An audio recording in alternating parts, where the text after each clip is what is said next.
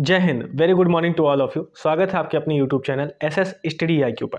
जैसा कि हम सभी जानते हैं कि पेट 2022 की सफलता के लिए पॉलिटी के सभी इंपॉर्टेंट क्वेश्चन मैंने एक ही वीडियो में आपके सामने लेकर आ गया हूं। और चलिए, अगर आपने इस चैनल को सब्सक्राइब नहीं किया है तो ज़रूर इसे सब्सक्राइब कर लें। तो चलिए, आज के हम सभी क्वेश्चन इस तरह के शेयर करने वाले हैं। आपको सबसे पहले मैं आपको दिखा दूं कि गवर्नर जनरल की ये पूरी है, गवर्नर जनरल की लिस्ट है, गवर्नर जनरल के वायसराय हैं, कब कब कौन बना हुआ है, ये आपको सब कुछ क्लियर एक ही वीडियो में आपको इस PDF में भी मिल जाएगी। इसकी PDF आपको टेलीग्राम पर मिल जाएगी। तो चलिए, हम आपको लिए सामने एक पहला क्वेश्चन लेकर आते हैं। पॉलिटी का फर्स्ट क्वेश्चन। टेलीग्राम पर आप हमारे जुड़ सकते हैं। टेलीग्राम की लिंक आपको डिस्क्रिप्शन बॉक्स में मिल जाएगी। भारतीय संविधान एवं लोक प्रशासन, भारतीय संविधान, इसका पहला क्वेश्चन हम लेके आ चुके हैं। भारतीय संविधान को माना गया है संघीय, एकात्मक, संसदीय, रूप विधान में संघीय और भावना में एकात्मक। यह फर्स्ट क्वेश्चन है। इसका सही जवाब क्या होगा? इसका सही जवाब है आपका रूप विधान में संघीय और भावना में एकात्मक।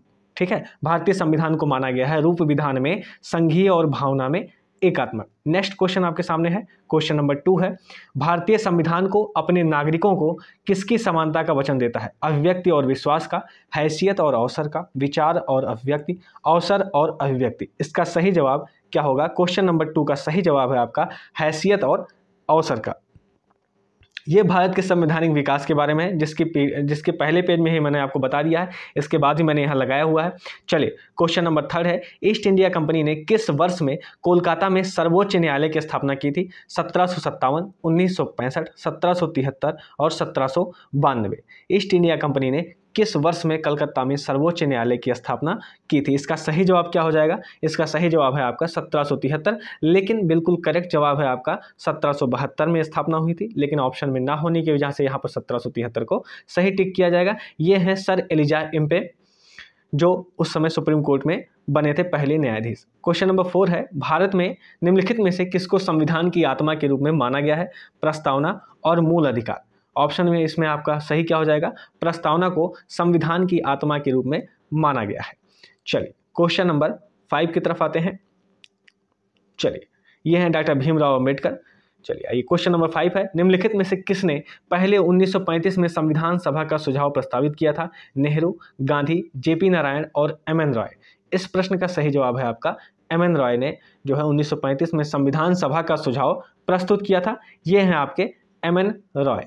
चलिए, मानवेंद्र नाथ रॉय। क्वेश्चन नंबर 6 है, भारतीय संविधान सभा में कुल कितनी महिला सदस्य थी?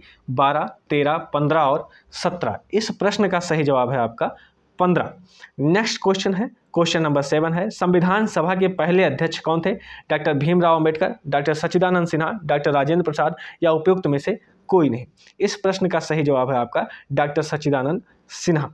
और ये हैं आपके डॉक्टर सच्चिदानंद सिन्हा, भारत के प्रसिद्ध सांसद, शिक्षाविद, बिहार निर्माता, संविधान सभा के प्रथम अध्यक्ष यानी प्रोटेम स्पीकर, अधिवक्ता तथा पत्रकार हैं आपके डॉक्टर सच्चिदानंद सिन्हा थे। उसके बाद 11 दिसंबर को बने थे आपके डॉक्टर राजेंद्र प्रसाद अस्थायी अध्यक्ष के रूप में। चलिए, क्वेश्चन नंबर 8 है, संविधान सभा की अल्पसंख्यकों की उप समिति के अध्यक्ष का नाम बताएं? अल्लादी कृष्णास्वामी अय्यर, B पट्टाभी सीतारमैया, HC मुखर्जी और KM मुंशी। संविधान सभा की अल्पसंख्यक की उप समिति के अध्यक्ष कौन थे? इसका सही जवाब है आपका HC मुखर्जी। HC मुखर्जी जो है इसके सही जवाब है। ये है HC मुखर्जी की फोटो। नेक्स्ट क्वेश्चन पे आते हैं, ड्राफ्टिंग कमेटी के चेयरमैन कौन थे? N Gopal Swami, KM Munshi, Madhav Rao, doctor Bhimrao Ambedkar. आपके बिल्कुल सामने फोटो भी लगी हुई है, तो आप जान सकते हैं इसका ऑप्शन क्या हो जाएगा। ऑप्शन डी, ड्राफ्टिंग कमेटी के चेयरमैन। क्वेश्चन नंबर 10 है, भारत का संविधान लिखा गया था 2 वर्षों में, 2 वर्षों से अधिक किंतु 3 वर्ष से कम अवधि में, 3 वर्षों में, 3 वर्ष से अधिक अवधि में। इस प्रश्न का सही जवाब है 2 वर्षों से अधिक किंतु 3 वर्षों से कम अवधि में। ठीक है, चलिए नेक्स्ट क्वेश्चन पे आते हैं। बिल्कुल 2 वर्ष 11 माह और 18 दिन। नेक्स्ट क्वेश्चन पे आते हैं। क्वेश्चन नंबर 11 है, आपका समय ना बर्बाद करते हुए बिल्कुल एक सीमित समय में करीब 200 क्वेश्चन आपसे कराए जाएंगे इसमें, जिससे कि आपके मैक्सिमम क्वेश्चन उसमें आपके पेपर में आ सकें। चलिए, भारत का संविधान संविधान सभा द्वारा डैश में अपनाया गया और 26 जनवरी 1950 को लागू हुआ था। इस प्रश्न का सही जवाब हो जाएगा आपका 26 नवंबर 1949 को। भारत का संविधान संविधान सभा द्वारा 26 नवंबर 1949 में अपनाया गया था और लागू 26 जनवरी 1950 को हुआ था। नेक्स्ट क्वेश्चन आपका है, संविधान सभा द्वारा भारतीय संविधान को कब पारित किया गया था? संविधान सभा द्वारा भारतीय संविधान को 26 नवंबर 1949 को पारित किया गया था। लागू कब किया गया था? 26 जनवरी 1950 को। तो इस प्रश्न का सही जवाब है आपका ऑप्शन डी, 26 नवंबर 1949 को। आइए क्वेश्चन नंबर 13 पे चलते हैं। इनमें से कौन सा कारक नहीं है जो भारतीय संविधान के निर्माण में योगदान देता है? औद्योगिक क्रांति, ब्रिटेन में संसदीय लोकतंत्र, रूस में समाजवादी क्रांति और अमेरिका में अधिकारों का विधेयक। इस प्रश्न का सही जवाब है औद्योगिक क्रांति, ठीक है, जिसने जो भारतीय संविधान के निर्माण में योगदान नहीं देता है। बाकी सभी जो है वो चाहे ब्रिटेन में संसदीय लोकतंत्र हो, रूस में समाजवादी क्रांति हो और अमेरिका में अधिकारों का विधेयक हो, ये सभी जो है देते हैं। क्वेश्चन नंबर 14 पे आते हैं। इनमें से कौन सा भारतीय संविधान की एक महत्वपूर्ण विशेष नहीं है? इनमें से कौन सा भारतीय संविधान की एक महत्वपूर्ण विशेषता नहीं है? यह एक लिखित संविधान है, यह अनुमेय है और इसे संशोधित किया जा सकता है, लेकिन यह अनम्य भी है कुछ भाग के रूप में। इसकी मूल संरचना में संशोधन नहीं किया जा सकता है। यह एकल है क्योंकि केंद्र में अधिक शक्ति है, लेकिन यह संघीय भी है क्योंकि शक्ति केंद्र और राज्यों के बीच विभाजित होती है। इस प्रश्न का सही जवाब क्या हो जाएगा? ऑप्शन डी है आपके पास कि इसे राज्य के राज्यपाल से संशोधित किया जा सकता है। यही बिल्कुल गलत ऑप्शन है, क्योंकि आपके प्रश्न पूछा गया है कि इनमें से कौन सा भारतीय संविधान की महत्वपूर्ण विशेषता नहीं है। तो इसका ऑप्शन डी है जो है, यही भारतीय संविधान की महत्वपूर्ण विशेषता नहीं है, क्योंकि उसमें राज्यपाल संशोधन नहीं कर सकता है। क्वेश्चन नंबर 15 है, भारतीय संविधान कितने शब्दों का बना है? 40,000, 60,000, 80,000 या 1,20,000? तो भारतीय संविधान कितने शब्दों का बना है? यह क्वेश्चन है 1,20,000 शब्दों से बना हुआ है, ठीक। 1,20,000 अभी और बढ़ गए होंगे क्योंकि ये पेपर आपका 2016 का एक क्वेश्चन है, तो अभी 2022 चल रहे हैं, तो जाहिर सी बात है कि अब 1,20,000 से अधिक शब्दों जो मिलेंगे उसी पे आपको टिक लगाने रहेंगे। चलिए आइए नेक्स्ट क्वेश्चन पे चलते हैं। राज्य के नीति निर्देशक सिद्धांत। पहला क्वेश्चन लेके आते हैं, भारत के संविधान का कौन सा अनुच्छेद राष्ट्रीय महत्व के स्मारकों और स्थानों और वस्तुओं की सुरक्षा से संबंधित है? आर्टिकल 48, 48A, 49 या 50? इस प्रश्न का सही जवाब आपका क्या हो जाएगा? इस प्रश्न का सही जवाब हो जाएगा आर्टिकल 49। आर्टिकल 49 जो है वो स्मारकों और स्थानों और वस्तुओं की सुरक्षा से संबंधित हमारे राष्ट्रीय स्मारक इसमें आते हैं, जैसे ताजमहल, लाल किला, दिल्ली का लाल किला, मुंबई का इंडिया गेट, ये सभी इसमें आते हैं। क्वेश्चन नंबर मौलिक अधिकार से आएंगे। भारतीय संविधान का निम्नलिखित में से कौन सा अनुच्छेद विधिक समता यानी कानून के सामने समानता से संबंधित है? तो इस प्रश्न का सही जवाब क्या हो जाएगा आपका? ऑप्शन है आपके आर्टिकल 14, 13, 17 और 26। इस प्रश्न का सही जवाब है आर्टिकल 14 जो है इससे संबंधित है। क्वेश्चन नंबर 2 पे चलते हैं। क्वेश्चन नंबर 2 है आपका, भारतीय संविधान का कौन सा अनुच्छेद कानून के समक्ष समानता प्रदान करता है? 12, 14, 17 और 21। इस प्रश्न का सही जवाब हो जाएगा आपका आर्टिकल 14 जो है वो कानून के समक्ष समानता प्रदान करता है, यानी विधि के समक्ष समानता। क्वेश्चन नंबर 3 है, संविधान के किस अनुच्छेद के प्रावधानों के अंतर्गत भारत सरकार ने भारत रत्न और पद्मश्री को प्रारंभ किया है? इसका ऑप्शन है आपके आर्टिकल 15, 16, 17 और 18। तो आपकी इसमें ऑप्शन के आंसर क्या हो जाएंगे? आर्टिकल 18 जो है इसका सही जवाब हो जाएगा, जिसमें भारत रत्न और पद्मश्री को प्रारंभ किया गया है, ठीक है। आइए नेक्स्ट क्वेश्चन, ये आपका भारत रत्न और पद्म विभूषण, पद्म भूषण और पद्मश्री के प्रतीक बने हुए हैं। चलिए क्वेश्चन नंबर 4 पे हैं, भारतीय संविधान का निम्न में से कौन सा अनुच्छेद मानव के क्रय विक्रय तथा जबरदस्ती मजदूरी कराने पर प्रतिबंध लगाता है? 23वां, 26वां, 24वां या फिर 32वां? यह कौन सा अनुच्छेद है? इसका प्रश्न का सही जवाब क्या हो जाएगा? आर्टिकल 23 जो है यह करता है कि क्रय विक्रय तथा जबरदस्ती मजदूरी कराने पर प्रतिबंध लगाता है। क्वेश्चन नंबर 5 है, कौन सा मौलिक अधिकार अल्पसंख्यकों के हितों की संरक्षण की बात करता है? कौन सा मौलिक अधिकार अल्पसंख्यकों के हितों की संरक्षण की बात करता है? ऑप्शन है आपका शिक्षा का अधिकार, शोषण के विरुद्ध अधिकार, संवैधानिक उपचारों का अधिकार या फिर सांस्कृतिक और शैक्षिक अधिकार। इस प्रश्न का सही जवाब हो जाएगा आपका सांस्कृतिक और शैक्षिक अधिकार। चलिए नेक्स्ट क्वेश्चन पे आते हैं। क्वेश्चन नंबर 6 है, संवैधानिक उपचारों का अधिकार के तहत आता है मौलिक अधिकार, कानूनी अधिकार, संवैधानिक अधिकार या प्राकृतिक अधिकार? तो संवैधानिक उपचारों के अधिकार के तहत कौन आता है? वो आता है आपका मौलिक अधिकार। चलिए आइए नेक्स्ट क्वेश्चन पे चलते हैं। क्वेश्चन नंबर 7, मौलिक अधिकारों को लागू करने के लिए संविधान ने किसे विशेष उत्तरदायित्व सौंपा है? उच्चतम न्यायालय, संसद, राष्ट्रपति और राज्य विधानमंडल। बिल्कुल आपने फिगर देख लिया है, तो इसका सही जवाब आना चाहिए, यह है आपका उच्चतम न्यायालय। नेक्स्ट क्वेश्चन पे आते हैं। क्वेश्चन नंबर 8 है, मार्च 2019 तक उपलब्ध जानकारी के अनुसार भारतीय संविधान में कितने मौलिक कर्तव्य हैं? मार्च 2019 तक उपलब्ध जानकारी के अनुसार, इसका सही जवाब क्या हो जाएगा? ऑप्शन है आपके पास 6, 7, 9 और 11। इसका सही जवाब है आपका 11। ठीक है, मौलिक जो कर्तव्य की बात है तो मौलिक कर्तव्य स्टार्टिंग में कितने थे? 10 आए हुए थे जब आए थे 1976 1976 में 42 अमेंडमेंट एक्ट आया था। स्वर्ण सिंह समिति थी और उसमें आया था 10 लोग थे। 11वां तब आया था जब 86वां संविधान संशोधन 2002 में हुआ था, उसमें शिक्षा के अधिकार को जोड़ा गया था। ठीक है, आइए क्वेश्चन नंबर 9 पे चलते हैं।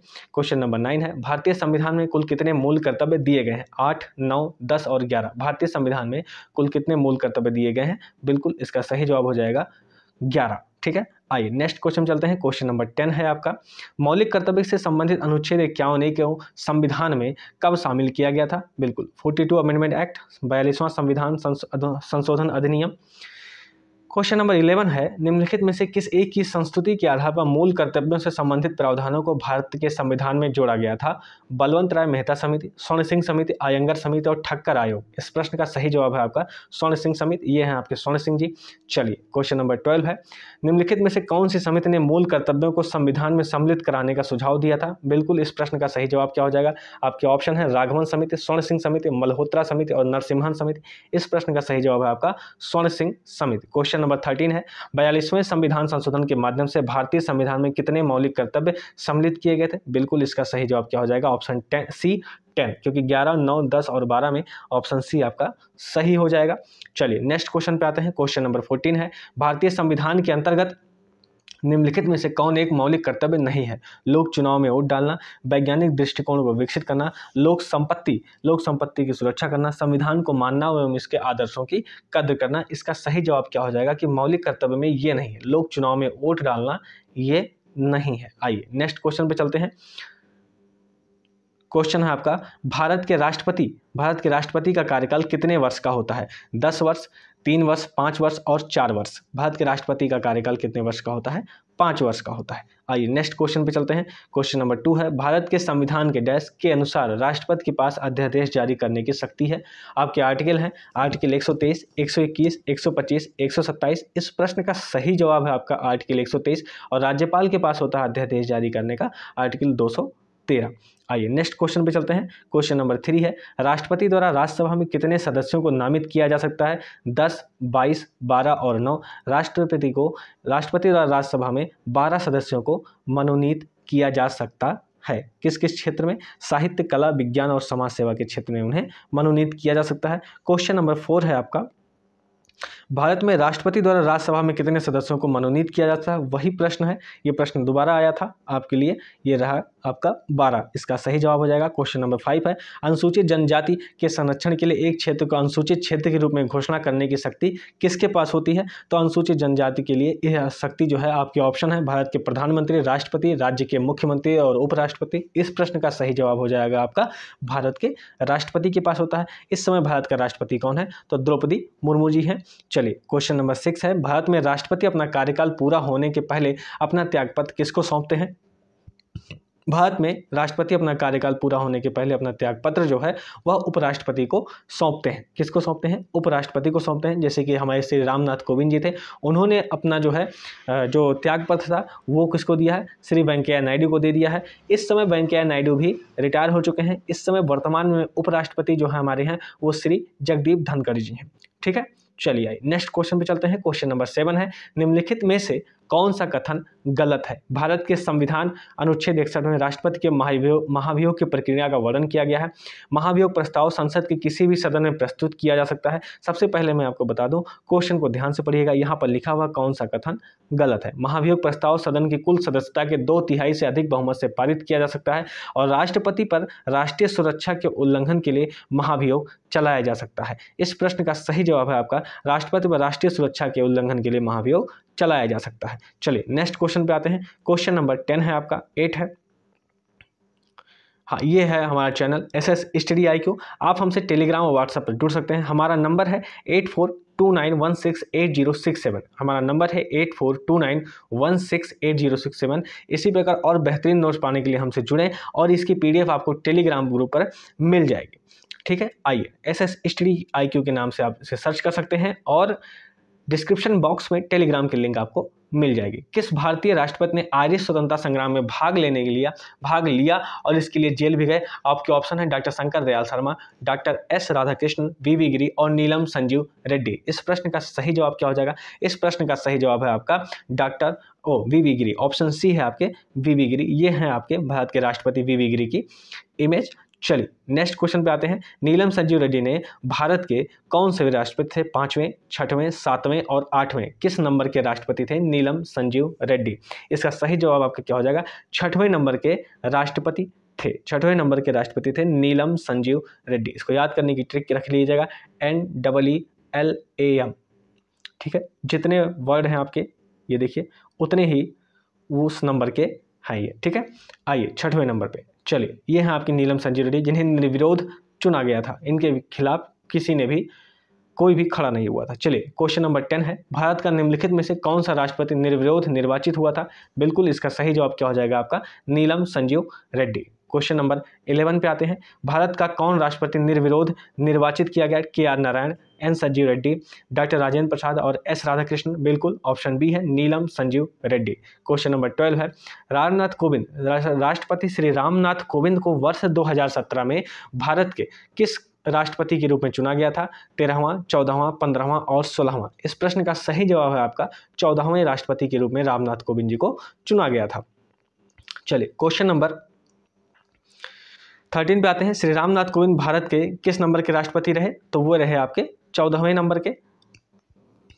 क्वेश्चन नंबर 14 है, भारतीय संविधान के किस अनुच्छेद के तहत उपराष्ट्रपति का चुनाव होता है? क्वेश्चन नंबर 14 भारतीय संविधान। ऑप्शन है आपका अनुच्छेद 54, 63, 66 और 74। इस प्रश्न का सही जवाब है आपका आर्टिकल 66। भारतीय संविधान के आर्टिकल 66 के तहत उपराष्ट्रपति का चुनाव होता है और इस समय जो है जी वेंकैया नायडू जी हटाए जा चुके हैं, मतलब हट गए हैं अपने पद से और अब बन गए हैं श्री जगदीप धनखड़ जी। ठीक है, वर्तमान उपराष्ट्रपति हमारे श्री जगदीप धनखड़ जी हैं। नेक्स्ट क्वेश्चन है, उपराष्ट्रपति को अपना कार्यकाल समाप्त होने से पूर्व अपने पद से हटाने का अधिकार निम्नलिखित में से किसके पास है? आपके ऑप्शन है राज्यसभा, उच्चतम न्यायालय, राष्ट्रपति और लोकसभा। इस प्रश्न का सही जवाब है आपका राज्यसभा। ठीक है, उपराष्ट्रपति को अपना कार्यकाल समाप्त होने से पूर्व अपने पद से हटाने का अधिकार राज्यसभा को है। नेक्स्ट क्वेश्चन है आपका, भारत के राष्ट्रपति द्वारा चरित्र को बदले बिना सजा की मात्रा को कम करना आर्टिकल 72 को कहा जाता है? मोहलत, दंड विराम, क्षमादान या विनियम। भारत के राष्ट्रपति द्वारा चरित्र को बदले बिना सजा की मात्रा को कम करना अनुच्छेद 72 को क्या कहा जाता है? तो उसका सही ऑप्शन का सही जवाब क्या हो जाएगा? क्षमादान। चलिए नेक्स्ट क्वेश्चन पे आते हैं। क्वेश्चन नंबर 17 पे आते हैं। मृत्युदंड के मामले में क्षमा देने का अधिकार किसे है? प्रधानमंत्री, राष्ट्रपति, मुख्य न्यायाधीश और भारत के महान्यायाधीश। बिल्कुल किसे है? भारत के राष्ट्रपति को। इस समय कौन है? द्रौपदी मुर्मू जी हैं, जिनके सामने इनकी इमेज आपके सामने आ रही है। नेक्स्ट क्वेश्चन पे आते हैं। यथा अगस्त 2018 से राज्यसभा के अध्यक्ष कौन है? M वेंकैया नायडू, राजनाथ सिंह, प्रकाश जावड़ेकर, रामविलास पासवान। बिल्कुल 2018 का एक क्वेश्चन था, तो आपको ध्यान रखना होगा उस समय M वेंकैया नायडू थे, लेकिन अब जो है श्री जगदीप धनखड़ जी रहेंगे। ठीक है, चलिए नेक्स्ट क्वेश्चन पे आते हैं। 19, केंद्र सरकार के विभिन्न मंत्रालयों विभागों के काम की जांच करने के लिए विभाग से संबंधित अस्थायी समितियों की स्थापना डैश में की गई थी? किस सन में की गई थी? ताकि संसद के प्रति सरकार की जवाबदेही को और मजबूत किया जा सके। ऑप्शन है आपके 1991, 93, 99 और 2000। इस प्रश्न का सही जवाब है आपका 1993। चलिए नेक्स्ट क्वेश्चन पे आते हैं। क्वेश्चन नंबर 20 है, लोकसभा में कितनी सीटें अनुसूचित जाति और अनुसूचित जनजाति के प्रतिनिधियों के लिए आरक्षित हैं? ऑप्शन है आपके 39, 85, 109 या 131। देखिए इसका सही जवाब क्या हो जाएगा? 131 सीटें अनुसूचित जाति और अनुसूचित जनजाति के लिए आरक्षित हैं। 84 प्लस 47 सीटें। ठीक है, अनुसूचित जाति के लिए 84 और अनुसूचित जनजाति के लिए 47 सीटें आरक्षित हैं। नेक्स्ट क्वेश्चन है, भारत विश्व का विशालतम लोकतांत्रिक प्रजातंत्र है, इसकी प्रथम लोकसभा कब आयोजित की गई थी? 16 अगस्त 1947, 1950, 1952, 13 मई 1952 और 15 जून 1952। इस प्रश्न का सही जवाब है भारत की पहली इसकी प्रथम लोकसभा आयोजित हुई थी 13 मई को। क्वेश्चन नंबर 22 है, निम्नलिखित में से कौन सा संसद का कार्य नहीं है? संसद विधायी और वित्तीय कार्य करती है, इसके अलावा यह कार्यकारी को भी नियंत्रित करती है, इसके अलावा यह कार्यकारी को भी नियंत्रित करती है, इसकी जवाबदेही सुनिश्चित करती है। संसद कुछ चुनावी कार्य करती है क्योंकि यह भारत के राष्ट्रपति उपराष्ट्रपति का चुनाव करती है। संसद में संविधान में परिवर्तनों पर चर्चा करने और लागू करने का अधिकार यानी संशोधन शक्ति है। संसद के पास कोई न्यायिक कार्य नहीं है और राष्ट्रपति उपराष्ट्रपति और सुप्रीम कोर्ट तथा उच्च न्यायालय के न्यायाधीशों को हटाने के लिए मंत्रियों की परिषद जिम्मेदार है। नहीं, ऐसा बिल्कुल भी नहीं है। ये इसका सही जो जवाब है वो है ऑप्शन डी। पूछा है कि संसद का कार्य नहीं है तो ऑप्शन डी है इसका सही जवाब हो जाएगा। चलिए नेक्स्ट क्वेश्चन पे आते हैं। क्वेश्चन नंबर 23 में, लोकसभा में सदस्यों द्वारा निजी विधेयक पेश करने की सूचना की अवधि क्या है? लोकसभा में सदस्यों द्वारा निजी विधेयक पेश करने की सूचना की अवधि क्या है? 1 माह, 3 माह, 5 माह और 6 माह। इसका सही जवाब क्या हो जाएगा? 1 माह। लोकसभा में सदस्यों द्वारा निजी विधेयक वही कहलाते हैं जो मतलब इस तरीके से आते हैं कि जो मंत्रिमंडल में शामिल नहीं होते हैं। इसके अलावा कोई भी सदस्य अगर विधेयक पेश करता है तो उसे निजी विधेयक कहा जाता है। ठीक है, चलिए नेक्स्ट क्वेश्चन पे आते हैं। क्वेश्चन नंबर 24 है, भारतीय संसद में मंत्रिमंडल के विरुद्ध अविश्वास प्रस्ताव पेश करने के लिए न्यूनतम कितने सांसदों के समर्थन की आवश्यकता होती है? ऑप्शन है आपके पास 100, 25, 75 और 50। इस प्रश्न का सही जवाब हो जाएगा आपका 50 सदस्यों की आवश्यकता पड़ती है। क्वेश्चन नंबर 25 है, लोकसभा में मतदान करते समय टाई की स्थिति में किसके पास वोट डालने का अधिकार होता है? बिल्कुल, प्रधानमंत्री, स्पीकर, राष्ट्रपति और उपराष्ट्रपति। इसका सही जवाब है आपका स्पीकर। स्पीकर कौन है इस समय? हमारे ओम बिरला जी हैं। चलिए क्वेश्चन नंबर 26 है, संविधान द्वारा विचार की गई लोकसभा की अधिकतम ताकत क्या है? 550, 250, 552 और 600। लोकसभा में बिल्कुल संविधान द्वारा विचार की गई लोकसभा की अधिकतम ताकत क्या है? 550, 250, 552 और 600। ये बहुत ही अच्छा क्वेश्चन है। इसका सही जवाब क्या हो जाएगा? 550। आपको भी पता है कि एंग्लो इंडियन को हटाया जा चुका है तो आपको ये ध्यान में रखना होगा। ठीक है, आइए 104वां संविधान संशोधन हुआ था जिसमें एंग्लो इंडियन को हटाया जा चुका है। ठीक है, आइए नेक्स्ट क्वेश्चन पे चलते हैं। क्वेश्चन नंबर है आपका 27। वर्तमान में लोकसभा निर्वाचन क्षेत्र इस संख्या में 1971 से कोई परिवर्तन नहीं हुआ है। 543, 534, 556 और 565। इसका सही जवाब क्या हो जाएगा? इसका सही जवाब है आपका 543। वर्तमान में 543 लोकसभा निर्वाचन क्षेत्र हैं। इस संख्या में 1971 से कोई परिवर्तन नहीं हुआ है। आइए नेक्स्ट क्वेश्चन पे चलते हैं। क्वेश्चन नंबर 28 है, लोकसभा के सदस्यों का कार्यकाल कितने वर्षों का होता है? 11, 9, 7 और 5। इस प्रश्न का सही जवाब है 5। आइए नेक्स्ट क्वेश्चन में चलते हैं। क्वेश्चन नंबर 29 है, लोकसभा के पहले स्पीकर कौन थे? जीवी मावलंकर, सर्वपल्ली राधाकृष्णन, एम अनंत सैनम अयंगर, डॉक्टर पीबी चेरिया।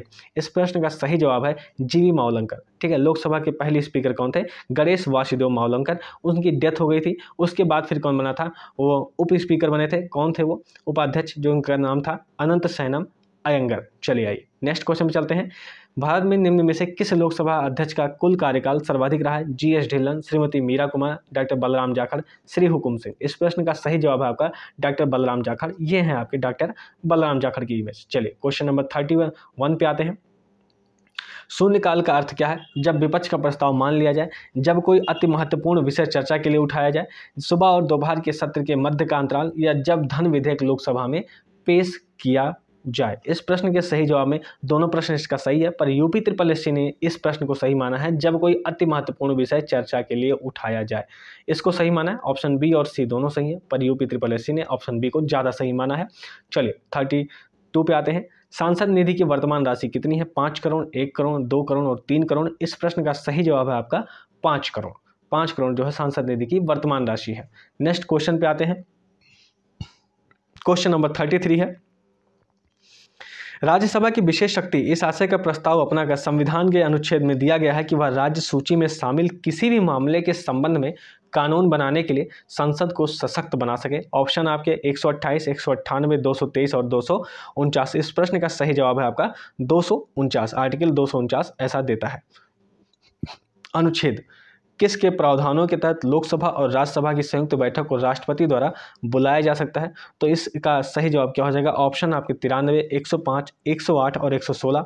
तो किस आर्टिकल में? तो आर्टिकल है आपका 108, ठीक है। अनुच्छेद 108 के तहत राष्ट्रपति इन दोनों को बुलाता है, लेकिन उसकी अध्यक्षता कौन करता है? लोकसभा के स्पीकर करते हैं। तो राष्ट्रपति तो बुलाते हैं, अध्यक्षता आपके ओम बिरला जी करेंगे। जैसे द्रौपदी मुर्मू जी बुलाएंगे तो ओम बिरला जी उसकी अध्यक्षता करेंगे। नेक्स्ट क्वेश्चन पे आते हैं। क्वेश्चन नंबर 35 है, राज्यसभा के पदेन अध्यक्ष कौन होते हैं? बिल्कुल ऑप्शन है आपके पास राष्ट्रपति, उपराष्ट्रपति, प्रधानमंत्री और लोकसभा अध्यक्ष। इसका सही जवाब है आपका उपराष्ट्रपति होते हैं। पहले वेंकैया नायडू जी थे, अभी वो रिटायर हो गए हैं, अब आए हैं श्री जगदीप धनखड़ जी, ठीक है। नेक्स्ट क्वेश्चन पे आते हैं 36, राज्यसभा के सदस्य बनने के लिए आवश्यक न्यूनतम आयु कितनी होनी चाहिए? ऑप्शन है आपके पास 21 वर्ष, 25 वर्ष, 30 वर्ष और 35 वर्ष। इस प्रश्न का सही जवाब क्या हो जाएगा? राज्यसभा के लिए 30 वर्ष होनी चाहिए आपकी न्यूनतम आयु। चलिए नेक्स्ट क्वेश्चन पे आते हैं। क्वेश्चन नंबर है आपका, प्रत्येक 2 वर्ष के बाद राज्यसभा के कितने सदस्यगण सेवानिवृत्त हो जाते हैं? 1/4, 1/2, 1/3 और 1/5। इस प्रश्न का सही जवाब है आपका 1/3 जो है वो सेवानिवृत्त हो जाते हैं। क्वेश्चन नंबर 38 है, लोकसभा चुनाव के लिए उम्मीदवार बनने की न्यूनतम सीमा कितनी है? 18 वर्ष, 20 वर्ष, 30 वर्ष और 25 वर्ष। इस प्रश्न का सही जवाब है आपका 25 ईयर, 25 वर्ष बनने की आवश्यक न्यूनतम आयु होती है। चलिए नेक्स्ट क्वेश्चन पे आते हैं। क्वेश्चन नंबर 39 है, लोकसभा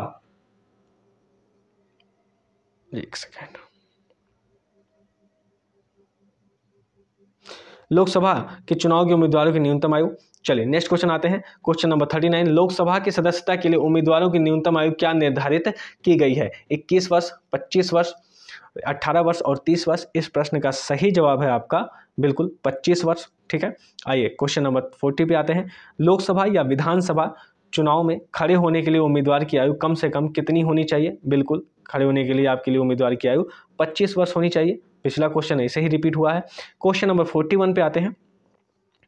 निम्नलिखित में से कौन कैबिनेट स्तर का होता है? ऑप्शन है आपके पास भारत का नियंत्रक एवं महालेखा परीक्षक, भारत का महान्यायवादी, विपक्ष का नेता या भारतीय रिजर्व बैंक का गवर्नर। इस प्रश्न का सही जवाब हो जाएगा आपका विपक्ष का नेता जो है वो कैबिनेट स्तर का होता है। चलिए नेक्स्ट क्वेश्चन पे आते हैं। क्वेश्चन नंबर 42 है, राज्यसभा में कितनी सीटें उत्तर प्रदेश से हैं? ऑप्शन है आपके पास 40, 31, 62 या 29। इस प्रश्न का सही जवाब है आपका 31 सीटें जो है वो राज्यसभा में हैं उत्तर प्रदेश से। क्वेश्चन नंबर 43 है, उत्तर प्रदेश में कुल कितने लोकसभा संसदीय क्षेत्र हैं? ऑप्शन है आपके पास 64, 75, 80 और 70। इस प्रश्न का सही जवाब है आपका 80 जो है लोकसभा संसदीय क्षेत्र है यूपी में। क्वेश्चन नंबर 44 है, राज्यसभा की मनोनीत सदस्य की कुल संख्या क्या है? 17, 19, 15 और 12। बिल्कुल इसको राष्ट्रपति मनोनीत करते हैं। ये कितनी है? संख्या 12 है। क्वेश्चन नंबर आपके 45 की तरफ बढ़ते हैं हम लोग। चलिए नेक्स्ट क्वेश्चन आते हैं। क्वेश्चन नंबर 45 है, निम्नलिखित में से कौन सी राज्यसभा की शक्तियों में से एक है? राज्यसभा की शक्तियों में से एक है। आपके ऑप्शन है, या संघ सूची और समवर्ती सूची में शामिल मामलों पर कानून बनाता है, या धन विधेयक या गैर धन विधेयक पेश और लागू कर सकता है, या कराधान, बजट और वार्षिक वित्तीय विवरणों के प्रस्तावों को मंजूरी देता है, या गैर धन विधेयकों पर विचार और अनुमोदन करता है तथा धन विधेयकों में संशोधन का सुझाव देता है, या आपातकाल की घोषणा को मंजूरी देता है। इस प्रश्न का सही जवाब क्या होगा? राज्यसभा की शक्तियों में से एक है। देखिए इसका सही जवाब हो जाएगा ऑप्शन सी, गैर धन विधेयकों पर विचार और अनुमोदन करता है तथा धन विधेयकों में संशोधन का सिर्फ सुझाव देता है। क्या देता है? सिर्फ सुझाव देता है। आइए क्वेश्चन नंबर 46 है, ये फटाफट एक क्विक रिवीजन आपके लिए लाया गया है ताकि आपको दिक्कत ना हो, बस तेजी से रिवीजन हो जाए आपका। संघीय प्रणाली, संघ एवं केंद्र शासित प्रदेश, केंद्र राज्य संबंध में। और पहला क्वेश्चन है आपका, उस भारतीय प्रधानमंत्री का क्या नाम है जिन्होंने संसद में यह घोषणा की थी कि वह मंडल आयोग की सिफारिशों को लागू करेंगे? इस घोषणा से भारत में देशव्यापी विरोध शुरू हो गया था। राजीव गांधी, बीपी सिंह, चौधरी चरण सिंह और चंद्रशेखर। इस प्रश्न का सही जवाब आपका हो जाएगा बीपी सिंह। यानी मंडल आयोग जो आया था वो बन के आया था, और ये हैं आपके बीपी सिंह जिन्होंने देशव्यापी विरोध खुद ही झेल लिया। ठीक है, ये हैं आपके बीपी सिंह। मंडल आयोग आया था वो 1979 में मंडल आयोग आया था, लेकिन इसको लागू किया गया 1990 में बीपी सिंह के द्वारा। ठीक, आइए नेक्स्ट क्वेश्चन पे चलते हैं। बिंदेश्वरी प्रसाद मंडल थे जिन्होंने मंडल आयोग लाया था। चलिए क्वेश्चन नंबर नेक्स्ट है, 1996 में जब अटल बिहारी वाजपेयी पहली बार प्रधानमंत्री बने थे तो उनके प्रधानमंत्री के रूप में काम करने की लगभग अवधि कितनी थी? 2 दिन, 2 हफ्ते? इसका सही जवाब क्या हो जाएगा? 2 हफ्ते। कितने दिन थी? 2 हफ्ते थी। आइए नेक्स्ट क्वेश्चन पे आते हैं।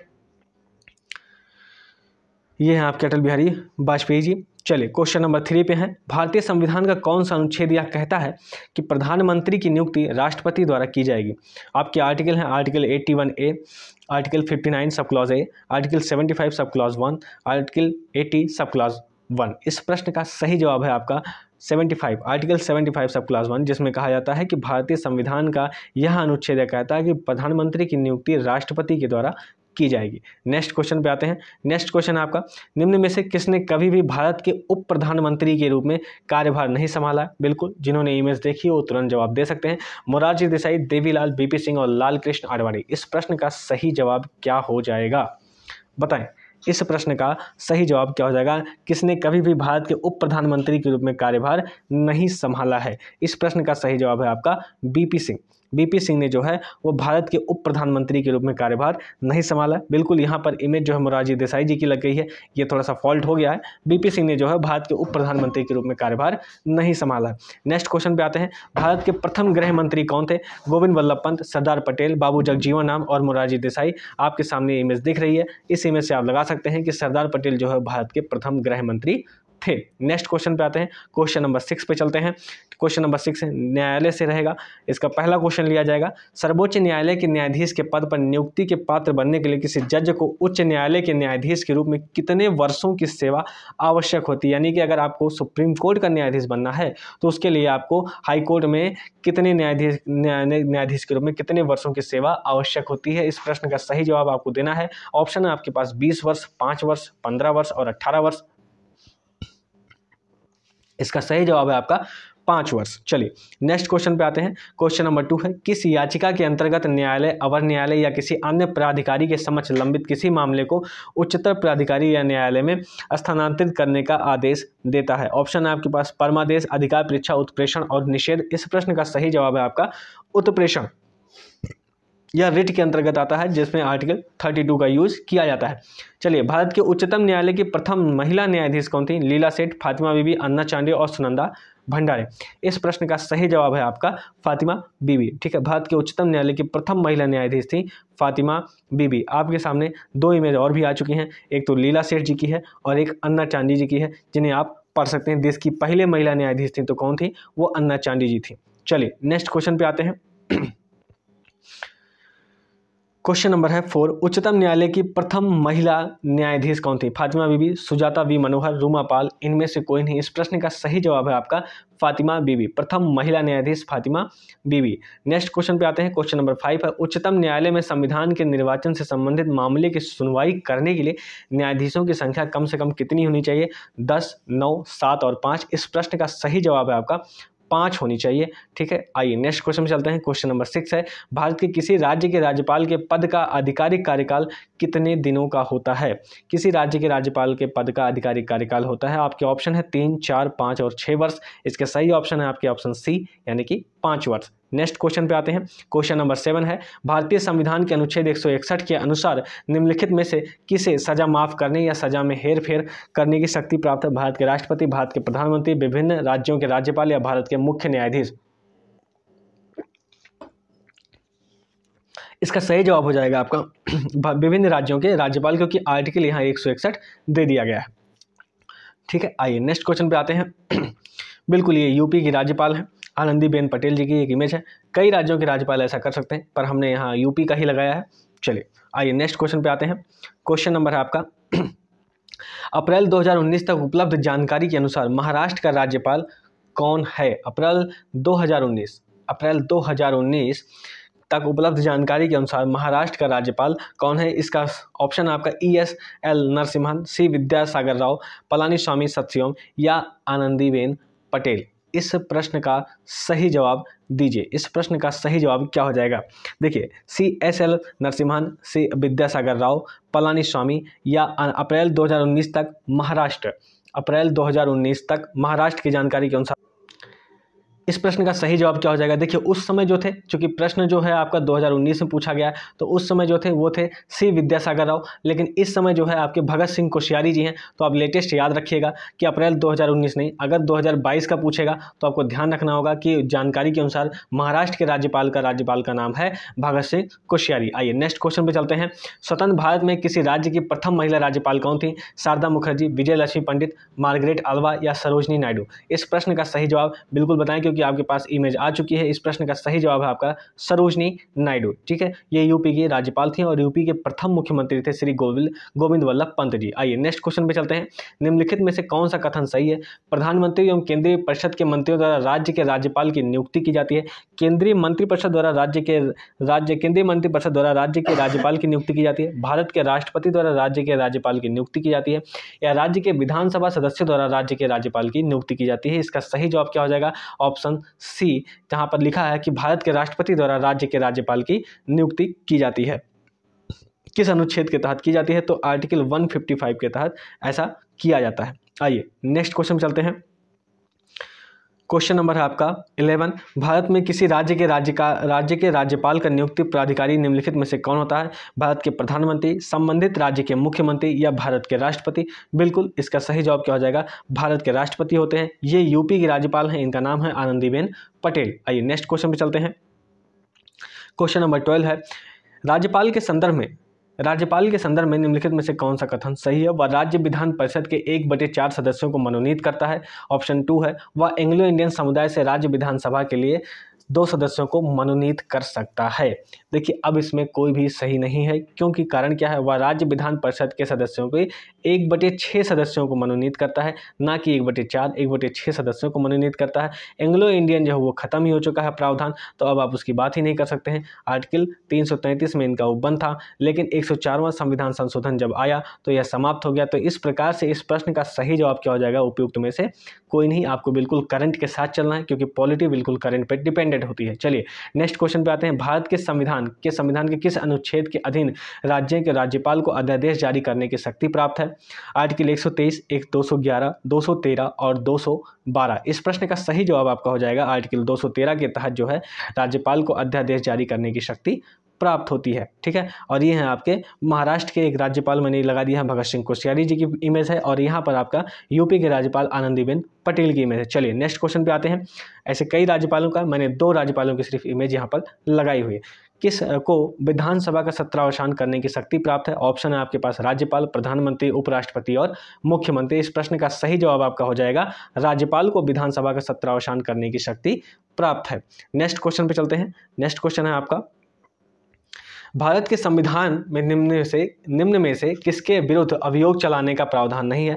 राष्ट्रपति के, भारत के मुख्य न्यायाधीश, राज्य के राज्यपाल के या भारत के उपराष्ट्रपति के? बिल्कुल इसका सही जवाब हो जाएगा आपका राज्य के राज्यपाल के विरुद्ध महाभियोग चलाने का कोई प्रावधान नहीं है। ठीक है, आइए नेक्स्ट क्वेश्चन पे चलते हैं। क्वेश्चन नंबर 16 है। उत्तर प्रदेश के उच्च न्यायालय के मुख्य न्यायाधीश की नियुक्ति कौन करता है? ऑप्शन है आपके पास प्रधानमंत्री, भारत का राष्ट्रपति, सर्वोच्च न्यायालय का मुख्य न्यायाधीश या राज्यपाल। उत्तर प्रदेश के उच्च न्यायालय के मुख्य न्यायाधीश की नियुक्ति कौन करता है? इसका सही जवाब क्या हो जाएगा? भारत के राष्ट्रपति करते हैं। क्वेश्चन नंबर 17 है।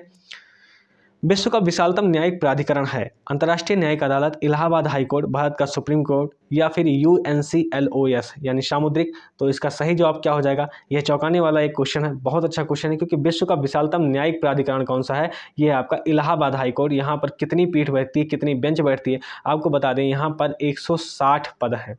ठीक है, जो न्यायाधीश यहाँ बैठते हैं। ठीक है, अंतर्राष्ट्रीय न्यायिक अदालतों में जो है वो 15 लोग बैठते हैं। भारत के सुप्रीम कोर्ट में 33 लोग हैं, NLO सामुद्रिक में। चलिए आइए नेक्स्ट क्वेश्चन पे चलते हैं। 34, भारत के सुप्रीम कोर्ट में कितने लोग हैं? टोटल 34 हैं। 33 अन्य न्यायाधीश हैं, जबकि एक जो है आपके मुख्य न्यायाधीश यानी CJI है, चीफ जस्टिस ऑफ इंडिया। ठीक है, UU Lalit ji. Question number 18 पे चलते हैं। नेक्स्ट क्वेश्चन आपका, नवसृजित उच्च न्यायालय है? ऑप्शन है आपके मेघालय, असम, नागालैंड, मेघालय, मणिपुर, त्रिपुरा, मेघालय, मिजोरम, त्रिपुरा और मेघालय, मणिपुर और अरुणाचल प्रदेश। इस प्रश्न का सही जवाब है आपका मेघालय, मणिपुर और त्रिपुरा। मेघालय, मणिपुर और त्रिपुरा हुए थे, चूंकि यह क्वेश्चन हो गया आपका 2016 का, और मेघालय, मणिपुर, त्रिपुरा जो है वो बने थे, नए नए हाई कोर्ट बने थे 2013 में। ठीक है, अभी अगर नवसृजित उच्च न्यायालय की बात करेंगे तो आपका आंध्र प्रदेश का अमरावती लेके आएंगे। ठीक है, आंध्र प्रदेश के अमरावती जो कि 25वां उच्च न्यायालय है। तो नवसृजित इस समय अमरावती वाला हो जाएगा, आंध्र प्रदेश का। ठीक है, आइए नेक्स्ट क्वेश्चन पे चलते हैं। क्वेश्चन नंबर है 19, भारतीय संविधान के निम्नलिखित में से किस अनुच्छेद के अंतर्गत विधानसभा को विधान परिषद का सृजन करने का प्रस्ताव पास करने की इजाज़त मिलती है?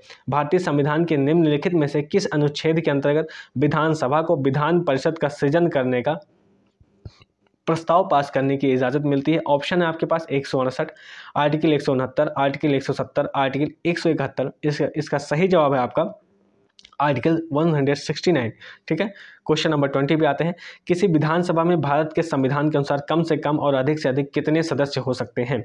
ऑप्शन है आपके पास 30, 272, 80, 540, 54, 333, 60 और 500। इसका सही जवाब है आपका 60 और 500। ठीक है, आइए नेक्स्ट क्वेश्चन नंबर 21 है। भारतीय राज्यों में मुद्रा बिल होने के लिए एक बिल को कौन प्रमाणित करता है? राज्य विधानसभा का अध्यक्ष, राज्य वित्त मंत्री, राज्य का राज्यपाल या फिर उच्च न्यायालय के प्रमुख न्यायाधीश? भारतीय राज्यों में मुद्रा बिल होने के लिए एक बिल को कौन प्रमाणित करता है? इस प्रश्न का सही जवाब है राज्य विधानसभा के अध्यक्ष जो है इसे प्रमाणित करते हैं। आइए नेक्स्ट क्वेश्चन पे चलते हैं। क्वेश्चन नंबर 22 है।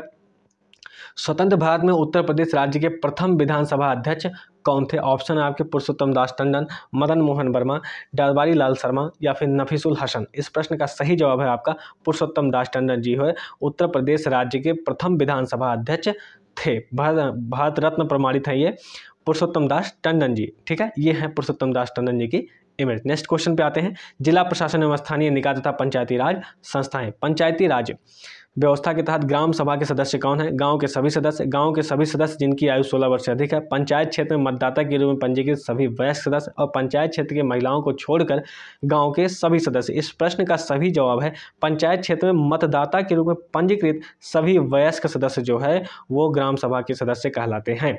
ठीक है, आइए नेक्स्ट क्वेश्चन पे चलते हैं। क्वेश्चन नंबर 2 है। ग्राम सभा निम्न में से कौन शामिल है? गाँव विशेष में रहने वाले व्यक्ति या वे सभी व्यक्ति जिनके नाम गाँव विशेष में पंचायत के लिए मतदाता सूची में दर्ज है। बिल्कुल ग्राम सभा में वही शामिल होंगे जिनके नाम मतदाता सूची में दर्ज है। तो ऑप्शन बी इसका सही जवाब हो जाएगा। क्वेश्चन नंबर 3 पे आते हैं। निम्न में से कौन ग्राम पंचायत की सर्वप्रथम महिला सरपंच हैं? शहनाज खान, सुषमा बधू, छवि राजावत और आरती देवी। ठीक है, इसका सही जवाब क्या हो जाएगा आपका छवि राजावत, डॉक्टर छवि राजावत। ये बिल्कुल पुरानी फोटो नहीं है, ऐसा मत समझना कि कुछ नई लेके आए हैं, बिल्कुल ये नए हैं। ठीक है, 2010 से 2015 के बीच में। ठीक है, अभी हाल ही में वो बनी थी। चलिए क्वेश्चन नंबर 4 है। भारत का सर्वप्रथम डिजिटल पंचायत वार्ड है? केरल, महाराष्ट्र, गुजरात और राजस्थान। तो डिजिटल पंचायत वार्ड जो है यह कौन सा बना है? केरल का बना है। क्वेश्चन नंबर 5 है आपका। 5वें अनुसूचित क्षेत्रों 5th शेड्यूल एरिया वाले कितने राज्य पंचायतों से संबंधित अधिनियम 1996 के तहत आते हैं? ऑप्शन है आपके पास 7, 9, 10 और 13। इस प्रश्न का सही जवाब है आपका 10। कितने क्षेत्र आते हैं? तो 10 क्षेत्र आते हैं। 6वीं अनुसूची में आपका असम, मेघालय, त्रिपुरा और मिजोरम है, जबकि मणिपुर नहीं आता है। ठीक है, नेक्स्ट क्वेश्चन पे चलते हैं। नेक्स्ट क्वेश्चन है आपका क्वेश्चन नंबर 6 है। प्रतिवर्ष भारत में राष्ट्रीय पंचायती राज दिवस को मनाया जाता है। यह दिन संविधान 73वां संशोधन अधिनियम 1992 के जारी होने का प्रतीक है। ऑप्शन है आपके पास 26 जून, 24 अप्रैल, 12 अगस्त और 23 सितंबर। इस प्रश्न का सही जवाब क्या हो जाएगा? इस प्रश्न का सही जवाब है आपका 24 अप्रैल को मनाया जाता है। 24 अप्रैल को मनाया जाता है पंचायती राज दिवस। जब पहली बार शुरू किया गया था तो 2 अक्टूबर 1959 को मनाया गया था, लेकिन फिर इसे संवैधानिक दर्जा बाद में मिला था 73वां संविधान संशोधन के तहत पंचायती राज को और 74वां संविधान संशोधन के तहत नगर पालिका को यह मिला था। ठीक है, आइए नेक्स्ट क्वेश्चन पे चलते हैं।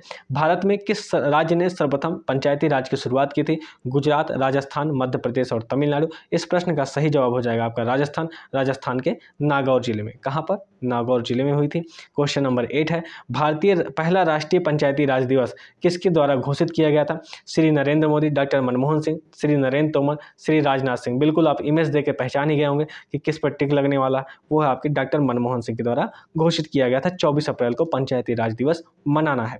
चलिए क्वेश्चन नंबर 9 है। पंचायती राज को पहली बार 2 अक्टूबर 1959 को किस जिले में पेश किया गया था? ऑप्शन है आपका बीड, सादनगर, नागौर और नांदेड़। इस प्रश्न का सही जवाब है आपका नागौर में किया गया था। आइए क्वेश्चन नंबर 10 चलते हैं।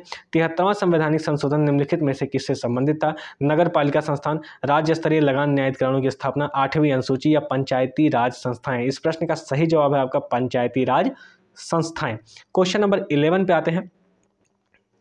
क्वेश्चन नंबर 11 है आपका, किस संविधान संशोधन में पंचायती राज संस्थाओं को संवैधानिक स्थिति प्रदान की गई थी? ऑप्शन है आपके 93, 44वां संविधान, 42वां संशोधन या 73वां संशोधन। तो इस प्रश्न का सही जवाब है आपका 73वां संविधान संशोधन के तहत ऐसा किया गया था। क्वेश्चन नंबर 12 है, हमारे संविधान के किस भाग में 3 सोपानों में पंचायतें बनाने की परिकल्पना की गई है? ऑप्शन है आपके भाग 9, भाग 10, भाग 11 और भाग 12। तो भाग 9 में ऐसा किया गया है, भाग 9 में ऐसा किया गया है। क्वेश्चन नंबर 13 है, निम्न में से क्या पंचायती राज संस्था नहीं है? ग्राम सभा, ग्राम पंचायत, न्याय पंचायत या ग्राम सहकारी संस्था। इस प्रश्न का सही जवाब हो जाएगा आपका ग्राम सहकारी संस्था जो है पंचायती राज संस्था नहीं है। क्वेश्चन नंबर 14 है, भारतीय संविधान के अनुच्छेद 243 खा के अधीन गठित ग्रामीण क्षेत्रों के लिए स्व सरकार की संस्था कौन सी है? ऑप्शन है आपके ग्राम सभा, ग्राम पंचायत, ग्रामीण सभा और ग्राम सेवा। इस प्रश्न का सही जवाब है आपका ग्राम पंचायत। ठीक, क्वेश्चन नंबर 15 पे आते हैं, इनमें से कौन सा भारत में पंचायती राज की 3 स्तरीय प्रणाली में एक स्तर नहीं है? ग्राम पंचायत, पंचायत समिति, जिला परिषद और नगर परिषद। इस प्रश्न का सही जवाब हो जाएगा नगर परिषद जो है इसमें शामिल नहीं है। ठीक है, नेक्स्ट क्वेश्चन पे आते हैं। क्वेश्चन नंबर 16 है, ग्राम पंचायत तंत्र के 3 स्तर होते हैं, ब्लॉक स्तर पर कौन होता है? ब्लॉक स्तर पर आपकी होती है पंचायत समिति जो है वो आपकी ब्लॉक स्तर पर होती है। ठीक है, आइए नेक्स्ट क्वेश्चन पे चलते हैं। क्वेश्चन नंबर 17 है, किस समिति ने त्रिस्तरीय पंचायती प्रणाली की अनुशंसा की थी? अशोक मेहता, LM सिंघवी, दिनेश गोस्वामी या बलवंत राय मेहता। इसका सही जवाब है आपका बलवंत राय मेहता। ये इनकी इमेज है, ये है बलवंत राय मेहता। चलिए नेक्स्ट क्वेश्चन पे आते हैं। क्वेश्चन नंबर 18 है, किस समिति के कार्य ने पूरे देश में पंचायती राज संस्थाओं के प्रारंभ के लिए मंच स्थापित किया? भानु प्रताप सिंह, बलवंत राय मेहता समिति, श्री रंगराजन समिति या अरविंद मायाराम समिति। इस प्रश्न का सही जवाब है आपका बलवंत राय मेहता समिति ने ऐसा किया था। क्वेश्चन नंबर 19 है, 73वें संविधान संशोधन 1992 के द्वारा भारतीय संविधान में शीर्षक से एक परिच्छेद भाग 9 जोड़ा गया जो अनुच्छेद 243 से 243 ओ के प्रावधान को कवर करता है। 243 से 243 ओ के प्रावधान को कवर करता है। ऑप्शन है आपके अल्पसंख्यक, न्यायपालिका, पंचायत और सदन। इस प्रश्न का सही जवाब हो जाएगा आपका पंचायत। 243 से लेकर के 243 ओ को कवर करता है। ठीक है, चलिए नेक्स्ट क्वेश्चन पे आते हैं। क्वेश्चन नंबर 20 है, भारत के संविधान का अनुच्छेद 243 निम्नलिखित में से किसकी व्याख्या करता है? भूमि सुधार, पंचायती राज प्रणाली, मौलिक कर्तव्य, राज्यपाल की विवेकाधीन शक्तियों के बारे में। तो इसका सही जवाब हो जाएगा पंचायती राज प्रणाली के बारे में बात करता है। क्वेश्चन नंबर 21 है, भारत के संविधान के किस संशोधन अधिनियम ने पंचायती राज को एक संवैधानिक निकाय बनाया है? इस प्रश्न का सही जवाब हो जाएगा 1992 का 73वां संविधान संशोधन अधिनियम ने पंचायती राज को एक संवैधानिक निकाय बनाया है। क्वेश्चन नंबर 22 है, भारतीय संविधान में पंचायती राज प्रणाली को वर्ष में संशोधन में औपचारिक रूप दिया गया। 1978 में 44वां, 1989 में 61वां, 1975 में 36वां, 1992 में 73वां। इस प्रश्न का सही जवाब है आपका 1992 में 73वां। क्वेश्चन नंबर 23 है, भारत के संविधान के अनुच्छेद 243 आई के अनुसार पंचायतों की वित्तीय स्थिति की समीक्षा के लिए वित्त आयोग का गठन कब किया जाता है? हर 6ठे वर्ष पर, हर 5वें वर्ष की समाप्ति पर, हर 2रे वर्ष की समाप्ति पर, हर 3रे वर्ष की समाप्ति पर। इस प्रश्न का सही जवाब हो जाएगा हर 5वें वर्ष की समाप्ति पर जो है वित्त आयोग का गठन किया जाता है। ठीक है, आइए क्वेश्चन नंबर 24 पे चलते हैं। क्वेश्चन नंबर 24 है आपका, ये रहा आपका क्वेश्चन नंबर 24, किसी ग्राम पंचायत द्वारा उप प्रधान को पद से हटाने के लिए कम से कम कितने पंचायत सदस्यों का समर्थन आवश्यक है? 1/4, 1/2, 1/3 और 2/3। इस प्रश्न का सही जवाब क्या हो जाएगा? 2/3 सदस्यों का समर्थन आवश्यक है। ठीक है, आइए क्वेश्चन नंबर 25 है, भारत में ग्राम पंचायतों की कुल संख्या कितनी है? 23, 2,39,582, 2,40,202 या 2,12,585। एक्चुअली इस क्वेश्चन को जो प्रश्न आया हुआ है वो 2015 में आया हुआ है। अभी लेटेस्ट जो है वो संख्या बदल चुकी है। वो संख्या आपकी हो गई है 2,55,780, 2,55,780 हो चुकी है। आइए नेक्स्ट क्वेश्चन पे चलते हैं। क्वेश्चन नंबर 26 है, एक ग्राम पंचायत में महिलाओं के लिए कितने प्रतिशत पद आरक्षित होने चाहिए? 10%, 20%, 33% और 50%। इस प्रश्न का सही जवाब क्या है?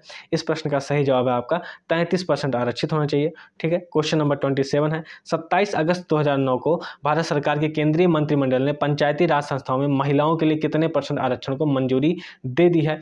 30%, 40%, 50% और 60%। तो इसका सही जवाब है आपका 50%। कुछ राज्यों ने इसे 50% कर भी दिया है, अन्य राज्यों को भी इसकी आवश्यकता है कि वो दे सकते हैं, मंजूरी दी गई है, तो मतलब अन्य राज्य दे सकते हैं नहीं दे सकते, ये उनके ऊपर निर्धारित करता है। ठीक है, आइए क्वेश्चन नंबर 28 पे चलते हैं। भारत में पंचायती राज स्थापित करने वाला प्रथम 2 राज्य कौन है? राजस्थान और महाराष्ट्र, राजस्थान और पश्चिम बंगाल, राजस्थान और आंध्र प्रदेश, राजस्थान और पंजाब। इस प्रश्न का सही जवाब है आपका राजस्थान और आंध्र प्रदेश। ऑप्शन सी है राजस्थान और आंध्र प्रदेश। क्वेश्चन नंबर 29 है, एक ग्राम पंचायत में ग्राम के वार्डों से चुने हुए कितने सदस्य होते हैं जिन्हें पंच कहा जाता है? ऑप्शन है आपके 5 से 20, 7 से 17, 10 से 20 और 5 से 9। इस प्रश्न का सही जवाब है आपका 7 से 17। इन्हें ही पंच कहा जाता है। ठीक है, इन्हें ही पंच कहा जाता है। ध्यान रखिएगा, ये प्रश्न अच्छा है क्योंकि पंच से आपको 5 निकल के आता है और ऐसा किसी संख्या में यहाँ दिख नहीं रहा। 7 से 17 के बीच में ऐसा कहा गया है। नेक्स्ट क्वेश्चन पे आते हैं। क्वेश्चन नंबर 30 है, उत्तर प्रदेश में एक वर्ष में ग्राम सभा की न्यूनतम कितनी बैठक होनी चाहिए? ऑप्शन है आपके पास 3, 4, 6 और 2। ये कितना है, ये न्यूनतम कितने हो सकते हैं? इस प्रश्न का सही जवाब है आपका कि न्यूनतम आपके 2 बैठक हो सकते हैं। ठीक है, एक तो पहली जब खरीफ की बैठक होती है और दूसरी रबी की बैठक होती है। ठीक है, आइए नेक्स्ट क्वेश्चन पे चलते हैं। क्वेश्चन नंबर 31 है, एक व्यक्ति के लिए पंचायत का सदस्य बनने के लिए न्यूनतम आयु सीमा कितनी होनी चाहिए? ऑप्शन है आपके पास 21 वर्ष, 25 वर्ष, 35 वर्ष और 18 वर्ष। इस प्रश्न का सही जवाब है आपका 21 वर्ष होनी चाहिए। कितनी होनी चाहिए? 21 वर्ष होनी चाहिए। आइए नेक्स्ट क्वेश्चन पे चलते हैं। क्वेश्चन नंबर 32 है, किस राज्य में पंचायती राज प्रणाली नहीं है? सिक्किम, हिमाचल प्रदेश, नागालैंड और गोवा। इसका सही जवाब क्या हो जाएगा? जैसे ही ऐसा कोई जवाब आता है आप तुरंत पूर्वोत्तर राज्यों की तरफ निकल पड़िएगा। इसका सही जवाब क्या हो जाएगा? नागालैंड। किस राज्य में पंचायती राज प्रणाली नहीं है? तो नागालैंड में नहीं है। इसके अलावा जो है मेघालय, मिजोरम में भी ऐसा नहीं। ठीक है, मणिपुर में भी नहीं है। चलिए आइए क्वेश्चन नंबर 33 है। 33 राज्य व्यवस्था विविध के रूप में आते हैं। क्वेश्चन नंबर फर्स्ट लेते हैं, संविधान के संशोधन के जरिए भारत में आर्थिक आरक्षण प्राप्त किया गया। आर्थिक आरक्षण कब मिला था? यहाँ पर आर्थिक आरक्षण का मतलब EWS से बात की जा रही है। इसका सही जवाब क्या हो जाएगा? आपके लिखा है 101वां संविधान संशोधन, 102वां संविधान संशोधन, 103वां, 104वां संविधान संशोधन। इस प्रश्न का सही जवाब हो जाएगा आपका 103वां संविधान संशोधन। क्वेश्चन नंबर 2 है, किस वर्ष में संविधान का संशोधन सर्वप्रथम किया गया था? 1947, 1951, 1953, 1957 में। तो इसका सही जवाब क्या हो जाएगा? इसका सही जवाब हो जाएगा आपका 1951 में किया गया था। किस वर्ष में संविधान का संशोधन सर्वप्रथम किया गया था?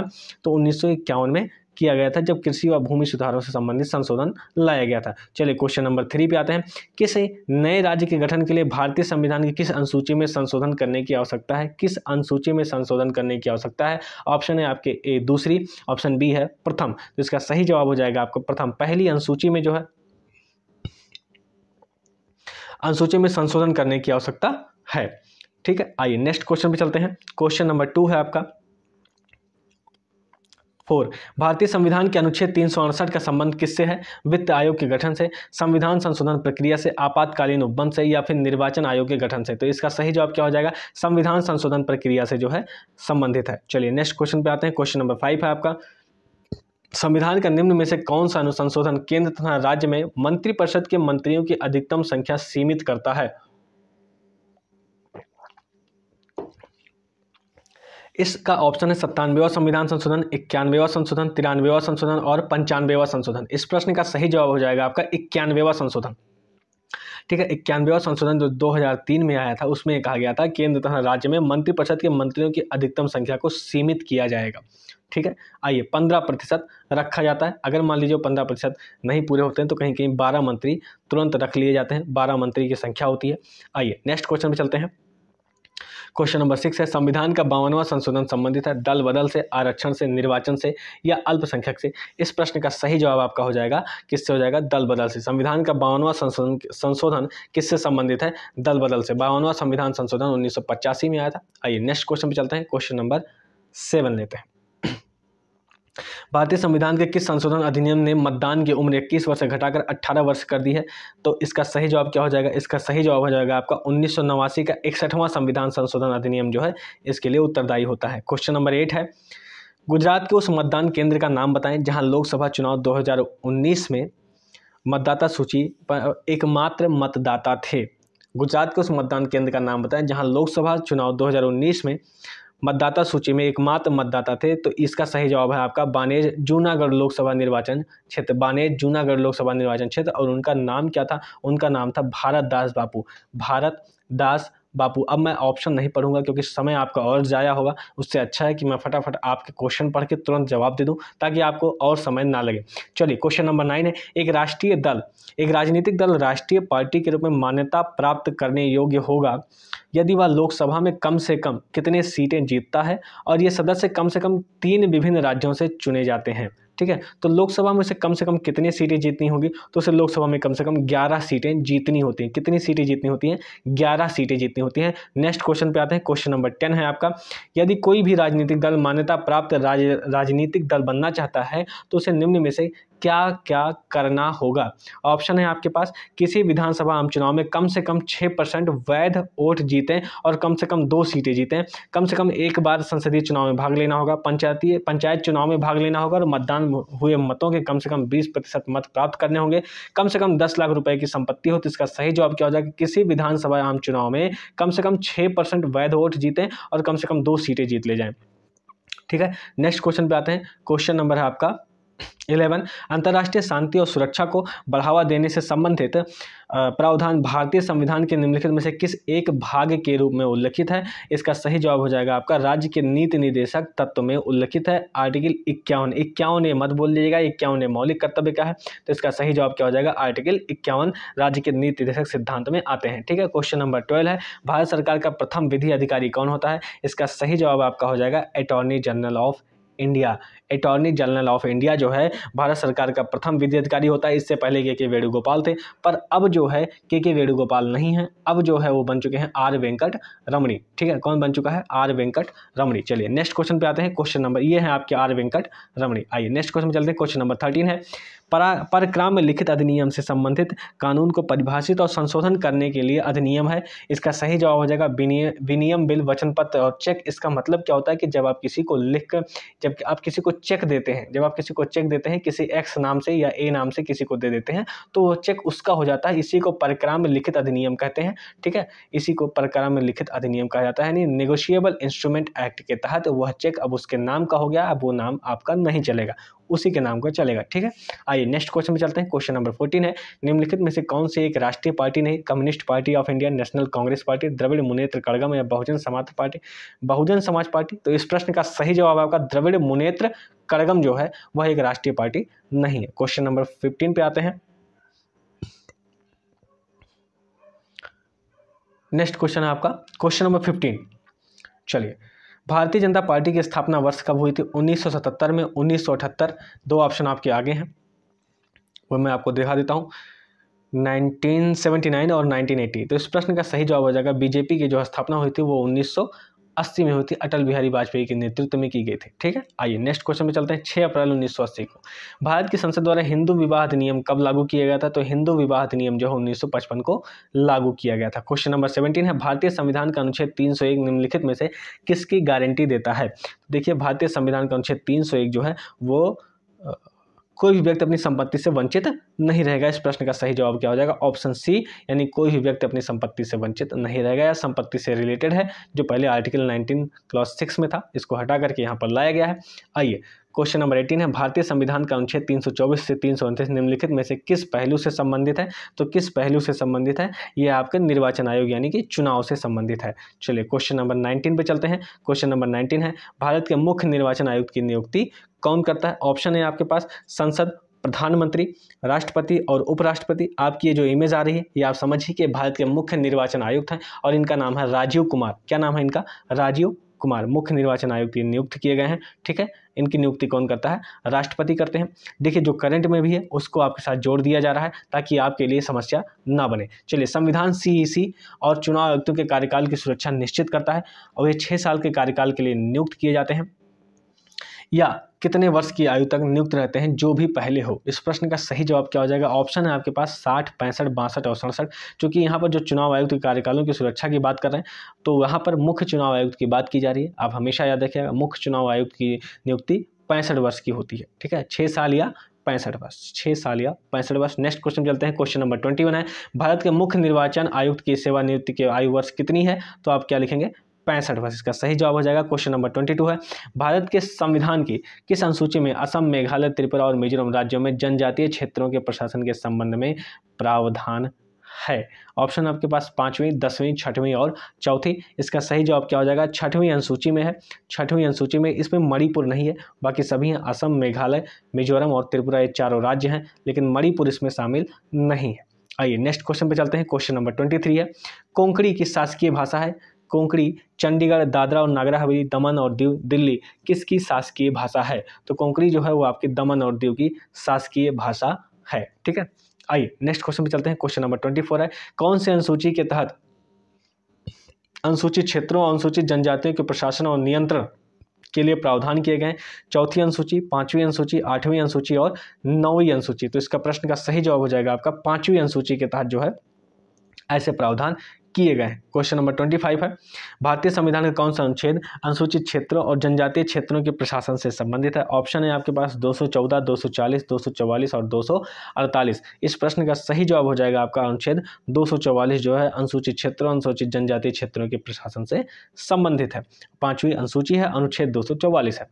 ठीक, आइए क्वेश्चन नंबर 26 पे चलते हैं। क्वेश्चन नंबर 26 है कि भाषा चीनी तिब्बती भाषा परिवार से है, यानी कौन सी भाषा वो चीनी तिब्बती भाषा परिवार से है?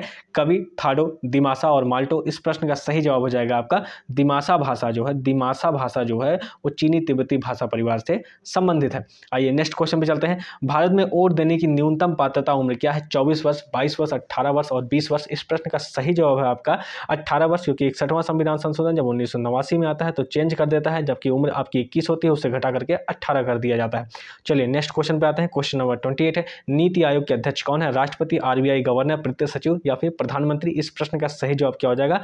प्रधानमंत्री जो है नीति आयोग के अध्यक्ष हैं। ठीक है, चलिए मुख्य कार्यकारी अधिकारी अगर पूछेगा नीति आयोग का तो उसके मुख्य कार्यकारी अधिकारी का नाम है परमेश्वरन अय्यर। परमेश्वरन अय्यर। आपकी इमेज अभी हो सकता है आपको लगी मिल जाए, नहीं लगी हुई कोई बात नहीं। आइए नेक्स्ट क्वेश्चन पे चलते हैं। क्वेश्चन नंबर 29 है, निम्न में से कौन एक संवैधानिक संस्थान नहीं है? संघ लोक सेवा आयोग, राज्य लोक सेवा आयोग, वित्त आयोग और योजना आयोग। यहाँ पर नीति आयोग यानी योजना आयोग जो है, योजना आयोग से हटा करके नीति आयोग लाया गया, वो भी जो है एक संवैधानिक संस्था नहीं है। नेक्स्ट क्वेश्चन पे चलते हैं। क्वेश्चन नंबर 30 है, इनमें से कौन सा संघ सूची के तहत कोई विषय नहीं है? सार्वजनिक स्वास्थ्य, परमाणु ऊर्जा, विदेशी मामले या युद्ध और शांति। इनमें से कौन संघ सूची के तहत कोई विषय नहीं? इसका सही जवाब क्या हो जाएगा? आपका सार्वजनिक स्वास्थ्य जो है वो राज्य सूची का विषय है, संघ सूची का विषय नहीं है। ठीक है, आइए नेक्स्ट क्वेश्चन पे चलते हैं। क्वेश्चन नंबर 31, भारतीय संविधान का भाग 2 किससे संबंधित है? नागरिकता या मौलिक अधिकार से? इस प्रश्न का सही जवाब हो जाएगा संघ एवं राज्य का क्षेत्र भाग 1 होता है और भाग 2 नागरिकता है, ये भाग 3 मौलिक अधिकार है। ठीक है, भाग 4 जो राज्य के नीति निर्देशक तत्व हैं और भाग 4A जो है वो आपका मौलिक कर्तव्य में जाता है। ठीक है, तो आइए इस पर बात करते हैं। इसका सही जवाब क्या हो जाएगा? नागरिकता। ठीक, करिए क्वेश्चन नंबर 31 पे आते हैं। क्वेश्चन नंबर 32, भारतीय संविधान के अनुच्छेद 5 से 11 निम्नलिखित में से किस पहलू से संबंधित है? भारत की नागरिकता से, भारत की भाषा, भारतीय राज्यों की सीमाएं या बच्चों के लिए शिक्षा? इस प्रश्न का सही जवाब आपका हो जाएगा भारत की नागरिकता से। क्वेश्चन नंबर 33 है, भाषा के आधार पर राज्यों का पुनर्गठन किस वर्ष से किया गया था? तो भाषा के आधार पर राज्यों का पुनर्गठन जो है 1956 में किया गया था। 1956 में भाषा के आधार पर किया गया था। आइए नेक्स्ट क्वेश्चन पे चलते हैं। जबकि पहला राज्य जो है वो 1956 में नहीं बना था, पहला राज्य भाषा के आधार पर 1953 में बना था। वो कौन सा प्रदेश था? आंध्र प्रदेश था जो पहला राज्य बना था। ठीक, आइए नेक्स्ट क्वेश्चन में चलते हैं। क्वेश्चन नंबर 34 है, भारत सरकार का मुख्य विधि अधिकारी कौन होता है? यानी कानूनी सलाह जो भारत सरकार को देगा। मुख्य न्यायाधीश, सर्वोच्च न्यायालय के रजिस्ट्रार, कानून मंत्री और महान्यायवादी। इस प्रश्न का सही जवाब क्या हो जाएगा आपका? महान्यायवादी होते हैं। अभी अभी के वेणुगोपाल थे जिन्हें जो रिटायर हो चुके हैं, अब वो बने हैं आर वेंकटरमणी। मैं पहले ही बता चुका हूँ। अच्छा, पहले जो महान्यायवादी थे उनका नाम क्या था? उनका नाम था एम सीतलवाड़। उनका नाम क्या था? एम सीतलवाड़। अभी जो है उनका नाम है आर वेंकट रमणी। चलिए क्वेश्चन नंबर 35 है, निम्न में से क्या नागरिक समाज के रूप में नहीं माना जाता है? परिवार, वंश, जाति संघ, गैर सरकारी संगठन या फिर विधान मंडल। तो किसे नहीं माना जाता है? जो नागरिक समाज के रूप में अगर किसी को नहीं माना जाता तो वह है आपका विधान मंडल। क्वेश्चन नंबर 36 पे आते हैं। चलिए, हाथ से मैला उठाने के कार्य को भारत में कब से प्रतिबंधित किया गया? ऑप्शन है आपके पास 1947, 1952, 1990 और 1993। इस प्रश्न का सही जवाब है आपका 1993। 1993 जो है इसको बताता है कि भारत में इसे प्रतिबंधित कर दिया गया है। ठीक है, चलिए 37 कहता है, निम्नलिखित कथनों पर विचार करें। राष्ट्रपति, उपराष्ट्रपति और राज्यसभा के सभी सदस्य उपयुक्त में से कौन आनुपातिक प्रतिनिधित्व प्रणाली के नियमानुसार एकल संक्रमणीय मत के माध्यम से गुप्त मत द्वारा किए गए मतदान से चुना जाता है। इसका सही जवाब क्या हो जाएगा आपका? देखिए, राष्ट्रपति उपराष्ट्रपति चुने जाते हैं। इसका सही जवाब क्या हो जाएगा? ऑप्शन ए केवल 1 और 2। 38 मौलिक अधिकार निम्न पर विचार करें। मौलिक अधिकार मौलिक कर्तव्य और राज्य के नीति निर्देशक तत्व। उपयुक्त में से भारत के संविधान का कौन सा भाग 0 से 6 वर्ष की आयु के बच्चों की शिक्षा के प्रावधान की प्रतिस्थापना करता है? क्वेश्चन नंबर 38, इसका सही जवाब क्या हो जाएगा? इसका सही जवाब हो जाएगा राज्य के नीति निर्देशक तत्व जो है ऐसा प्रावधान करते हैं 0 से 6 वर्ष के बारे में, क्योंकि 6 से 14 मौलिक अधिकार में है और 6 से 14 ही मौलिक कर्तव्य में है। 86वां संविधान संशोधन 2002 में जब आया था उसे यही जोड़ा गया था। ठीक है, आइए क्वेश्चन नंबर 39 पे चलते हैं। क्वेश्चन नंबर 39 है, केंद्रीय सतर्कता आयुक्त अपने पद पर बना रह सकता है 5 वर्ष या 62 वर्ष, 5 वर्ष या 65 वर्ष, 4 वर्ष या 62 वर्ष, 4 वर्ष या 65 वर्ष? इस प्रश्न का सही जवाब हो जाएगा आपका 4 वर्ष या 65 वर्ष जो है केंद्रीय सतर्कता आयुक्त अपने पद पर बना रह सकता है। क्वेश्चन नंबर 46 है, 39 हो गया है, बिल्कुल 40। क्वेश्चन नंबर 40 आपका, भारत में संघ लोक सेवा आयोग का गठन भारत के संविधान में किस अनुच्छेद के अंतर्गत किया गया है? 122, 172, 178 और अनुच्छेद 315। इस प्रश्न का सही जवाब हो जाएगा आपका आर्टिकल 315। क्वेश्चन नंबर 41 है, भारत के राष्ट्रध्वज की लंबाई एवं चौड़ाई का अनुपात कितना है? 3:2 है। ऑप्शन सी इसका सही जवाब हो जाएगा। क्वेश्चन नंबर 42 है, भारत के संविधान के किस अनुच्छेद द्वारा जम्मू एवं कश्मीर को विशेष दर्जा हासिल हो चुका है? बिल्कुल भैया, अब ये खत्म हो चुका है। ठीक है, 370 अब ये क्वेश्चन आएगा भी नहीं। ठीक है, तो ये विशेष दर्जा को अब समाप्त कर दिया गया है। क्वेश्चन नंबर 43 है, भारत के संविधान के किस अनुच्छेद के अंतर्गत हिंदी को शासकीय भाषा घोषित किया गया है? 315, 343, 370 और 51। इसका सही जवाब हो जाएगा आपका 343, शासकीय भाषा घोषित की गई है। ठीक है, क्वेश्चन नंबर 44 पे आते हैं। क्वेश्चन नंबर 44 है, त्रिपुरा को कब भारत के पूर्ण राज्य का दर्जा दिया गया? तो ये कब दिया गया था? 1972 में जो है त्रिपुरा को पूर्ण राज्य का दर्जा दिया गया था। क्वेश्चन नंबर 45 है, भारत में कृषि आयकर लगाया जा सकता है स्थानीय सरकारों द्वारा, राज्य सरकारों द्वारा? तो इसका सही जवाब क्या हो जाएगा आपका? भारत में कृषि आयकर लगाया जाता है, यह राज्य सरकार के विषय में आता है। ठीक है, राज्य सूची के विषय में भारत का एकमात्र राज्य जहां सामान्य सिविल कोड का प्रावधान है। सामान्य सिविल कोड का प्रावधान कहां पर है? गोवा में है, आर्टिकल 44 के तहत। आई क्वेश्चन नंबर 47 है, राजनैतिक प्रजातंत्र का तात्पर्य उस जीवन विधा से है जो जीवन में सैद्धांतिक, आप इसको ध्यान से जरूर पढ़िएगा कि राजनैतिक प्रजातंत्र का तात्पर्य उस जीवन विधा से है जो जीवन में सैद्धांतिक रूप से उदारता, समानता और भ्रातृत्व की स्वीकारती है। ठीक है, उदारता, समानता और भ्रातृत्व को स्वीकारती है, किसने कहा था? डॉक्टर भीमराव अंबेडकर ने कहा था। क्वेश्चन नंबर 48 की तरफ बढ़ते हैं। मानसिक विक्षिप्ति भारतीय दंड संहिता के किस धारा में सन्निहित है? धारा 88 और धारा 83। ऑप्शन है आपके नेक्स्ट ऑप्शन आपके धारा 84 और धारा 86। तो इस प्रश्न का सही जवाब क्या हो जाएगा? धारा 84 जो है यह ऐसा कहता है। क्वेश्चन नंबर नेक्स्ट आते हैं 49, सूचना का अधिकार के संबंध में निम्नलिखित में से कौन सा कथन सही है? यह एक राजनीतिक अधिकार है, यह एक संवैधानिक अधिकार है, यह एक विधिक अधिकार है और यह एक सामाजिक अधिकार है। देखिए इसमें 2 क्वेश्चन सही हैं, दोनों ऑप्शन सही। यह एक संवैधानिक अधिकार भी है और यह एक विधिक अधिकार भी है। ठीक है, सूचना के अधिकार के संबंध में निम्नलिखित में से कौन सा कथन सही है? तो ये दोनों कथन सही, संवैधानिक अधिकार और विधिक अधिकार दोनों, पर यूपी SSS ने संवैधानिक अधिकार को ज़्यादा सही माना है। संवैधानिक विधिक अधिकार को यूपी SSS ने ऑप्शन सी को जो है यूपी SSS ने से सही माना है कि यह एक विधिक अधिकार है, तो आपको यही लगाना रहेगा, यानी सूचना के अधिकार के संबंध में यह एक विधिक अधिकार है। क्वेश्चन नंबर 50 है, द्वितीय प्रशासनिक सुधार आयोग ARC का गठन 31 अगस्त 2005 को किसकी अध्यक्षता में जांच आयोग के रूप में किया गया था? ऑप्शन आपके पास लालजी टंडन, सत्यपाल मलिक, वीरप्पा मोइली और पद्मनाभ आचार्य। बिल्कुल हम आपके सामने एक इमेज लेके आ चुके हैं, लेकिन मुझे पता है बहुतों को ये क्वेश्चन समझ में नहीं आया होगा कि किसका ऐसा लगाना है, फिर भी इमेज देखने के बाद भी, क्योंकि ये इनका नाम है वीरप्पा मोइली, तो यहाँ पर ऑप्शन सी हो जाएगा, यानी द्वितीय प्रशासनिक सुधार आयोग ARC का गठन 31 अगस्त 2005 को वीरप्पा मोइली की अध्यक्षता में जांच आयोग के रूप में किया गया था। चलिए नेक्स्ट क्वेश्चन पे आते हैं। नेक्स्ट क्वेश्चन है, संसद के खर्च किसके द्वारा नियंत्रित किए जाते हैं? राष्ट्रपति, वित्त आयोग, प्रधानमंत्री या नियंत्रक या महालेखा परीक्षक? संसद के खर्च किसके द्वारा नियंत्रित किए जाते हैं? यानी CAG के द्वारा। ऑप्शन डी है नियंत्रक या महालेखा परीक्षक। यह किस आर्टिकल में बताया गया है? आर्टिकल 148 में CAG के बारे में कहा गया है। ठीक है, चलिए आज के क्वेश्चन ही कंप्लीट होते हैं। ये पॉलिटी के सारे क्वेश्चन थे जो आपके सामने आ चुके थे। अब इससे इतर कोई भी क्वेश्चन जो है आपके पेट 2022 में नहीं आने वाले हैं, तो आप निश्चिंत होकर इसकी तैयारी कर सकते हैं, तेजी से इसका रिवीजन कर सकते हैं। अपने दोस्तों के साथ शेयर जरूर कीजिएगा। अगर यह वीडियो हेल्पफुल लगती है तो शेयर, लाइक, शेयर, सब्सक्राइब जरूर कीजिएगा। ठीक है, जय हिंद, जय भारत। और इसकी PDF आपको टेलीग्राम पर मिल जाएगी। मैंने टेलीग्राम का नंबर आपको दे दिया है। टेलीग्राम, व्हाट्सएप दोनों के नंबर आपके सामने जो है स्क्रीन पर आ रहे होंगे इस समय। बिल्कुल टेलीग्राम पर आपको इसकी PDF प्राप्त हो जाएगी। ठीक है, आपको नंबर जो आपको मिलेगा उस नंबर है आपका 884291680667। तो जय हिंद, जय भारत, अपना ख्याल रखें। चलिए, धन्यवाद और अच्छे से तैयारी कीजिए।